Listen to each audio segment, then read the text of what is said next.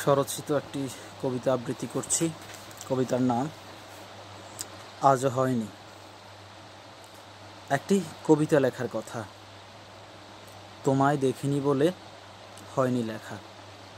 একটি শান্তির বীজ মন্ত্র শেখার কথা, তোমায় না পেয়ে তাও হয়নি শেখা। একটি স্বপ্ন দেখা মুহূর্তের ঠিক পরে চিৎকার করে ঘোষণা করার কথা, এলাম, দেখলাম, জয় করলাম। তুমি হীনা নির্বাক, আমি কি করে বলি, পেয়ে গেছি, আহা ধন্য হলাম।